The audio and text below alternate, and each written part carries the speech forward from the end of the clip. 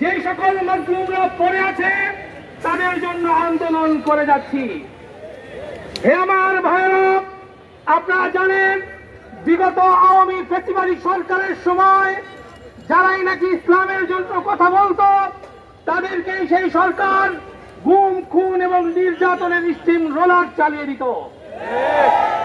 আমাদের প্রিয় ভাই শফিউর রহমান ফারাবী যে বলেছিল এই শেখ হাসিনা তাকে আল্লাহ সুবহানাহু ওয়া তাআলা মর্মান্তিকভাবে শাস্তি দিবেন, সে নাস্তিকদেরকে লেলিয়ে দিয়েছে, আল্লাহ তাআলা এই শেখ হাসিনার পতন ঘটাবেন।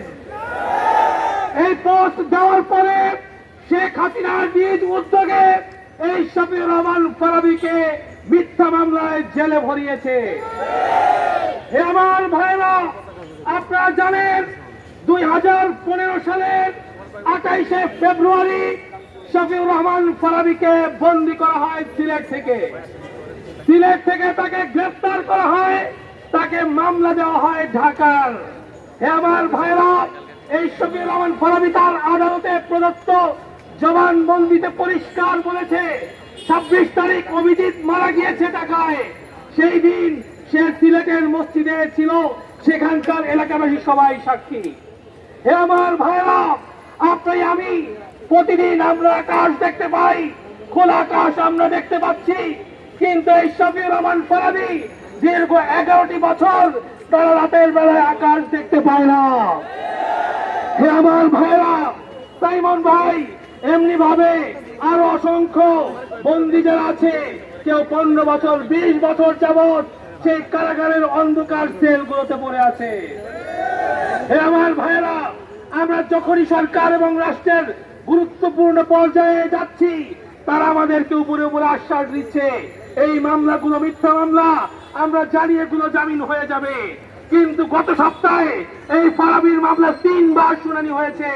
দুঃখজনক বিষয়, এখন পর্যন্ত তাদেরকে জামিন দেওয়া হয় নাই। হে আমার ভাইরা, পরিষ্কার ভাবে বলতে চাই, আজকে আমরা শুনতে পাচ্ছি বিভিন্ন মিডিয়াতে, পত্রিকা আমার দেশে রিপোর্ট হয়েছে, সাংবাদিকরা বলছে যে এই ফারাবীর মামলার ব্যাপারে স্বয়ং FBI এবং মার্কিন দূতাবাস নাক গলাচ্ছে। আমরা পরিষ্কার ভাবে সতর্ক করে দিতে চাই, বাংলাদেশের নাগরিকদের এই জেলখানার থেকে মুক্তি পাওয়ার এই মানবিক অধিকারের বিপক্ষে যদি কেউ দাঁড়ায়, আমরা কঠিন ভাবে তাদের বিরুদ্ধে আন্দোলন শুরু করব।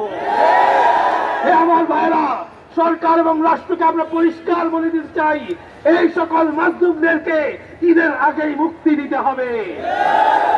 হে আমার ভাইরা, আজকে গুরুত্বপূর্ণ নেতৃবৃন্দ কথা বলবেন, আমি শুধু একটা দিতে চাই, এই আন্দোলন যদি দীর্ঘ সময় করতে হয় আপনারা কে কে আমাদের সাথে থাকবেন?